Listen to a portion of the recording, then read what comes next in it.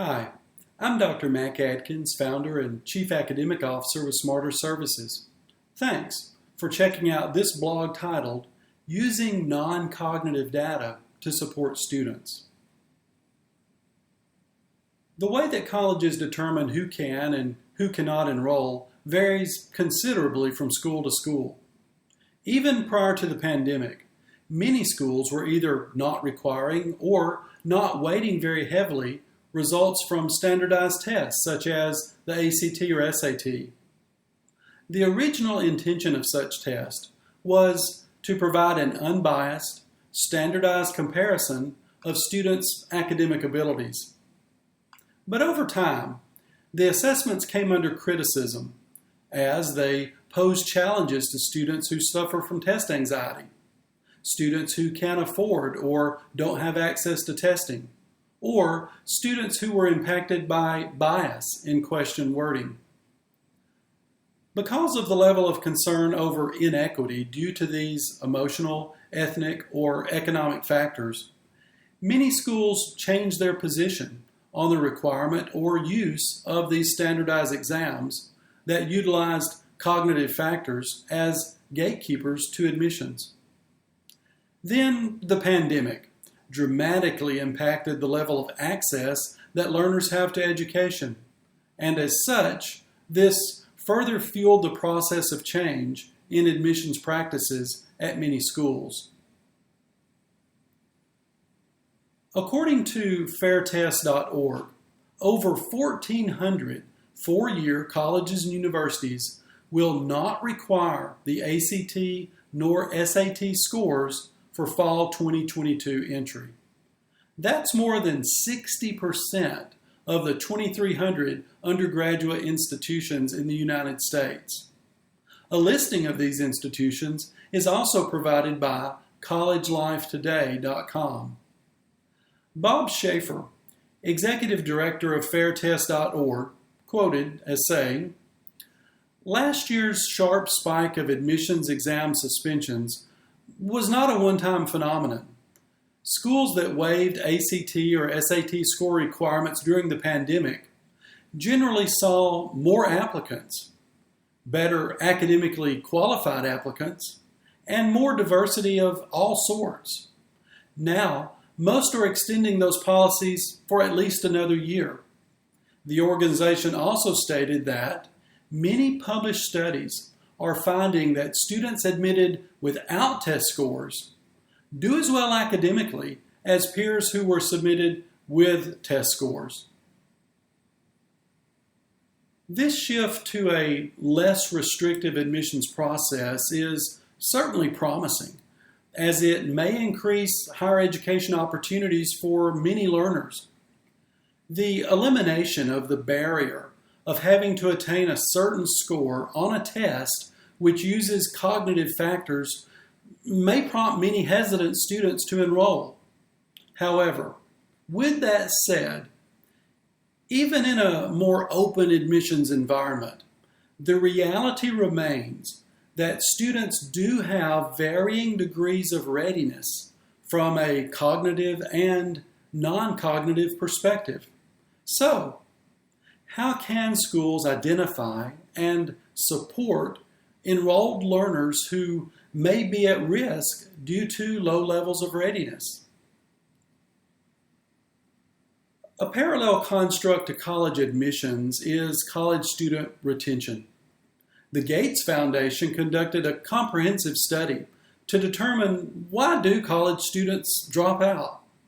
The top 5 reasons were conflicts with work schedule, affordability of tuition, lack of support from family, which could be financial and practical support, lack of belief that a college degree is valuable, and finally, lack of discipline, too much socializing and not enough studying.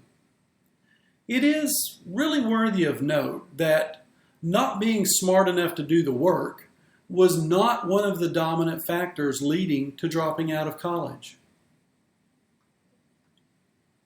In a similar study, the Education Advisory Board asked persons who had considered going to college about the barriers that prevented them from enrolling. Again, the list is dominated by non-cognitive factors such as cost, family responsibilities, and work commitments. North Carolina State University asked students who were enrolled in online courses to rank their challenges while enrolled. The results were very similar, with work, expenses, and family topping the list. So, if non-cognitive factors are the reason why many students do not enroll, they are the source of challenges while students are enrolled, and finally, they are the reasons why many students drop out, then it's paramount that schools measure these factors and respond to students as a useful student service.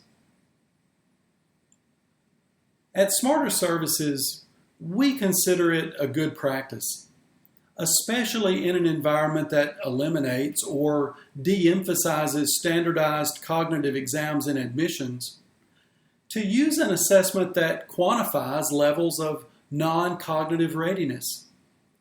This should not be done as a gatekeeper, but as a student services tool to increase the student's level of awareness of their strengths and opportunities for improvement, coupled with equipping them with resources for support. But you may be thinking, can grit really be measured?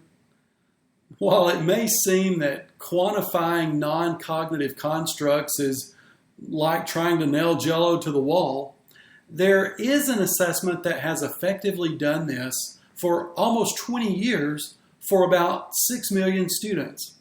That assessment is the SmarterMeasure Learning Readiness Indicator. The assessment starts out looking at the student internally. We call this section individual attributes.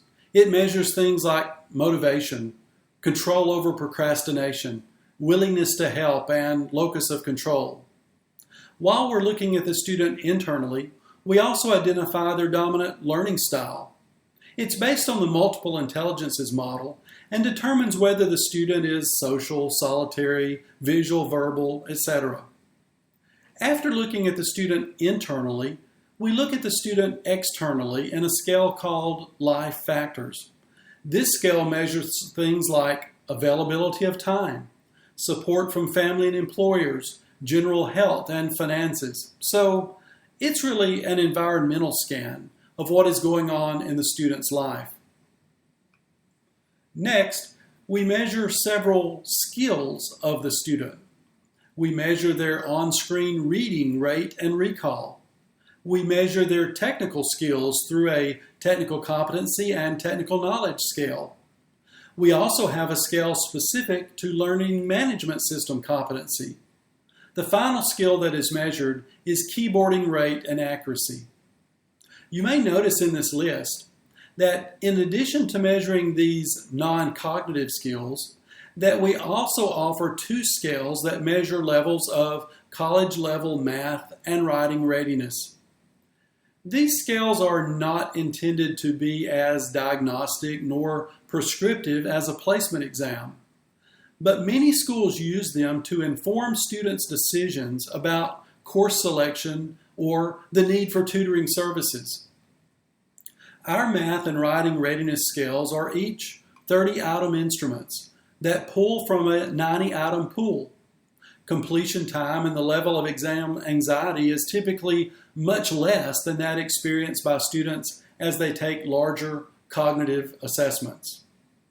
So, if your institution is de-emphasizing the use of cognitive factors measured by standardized exams, then we consider it a positive and appropriate strategy to use the SmarterMeasure Learning Readiness Indicator to increase a student's level of awareness about their levels of readiness.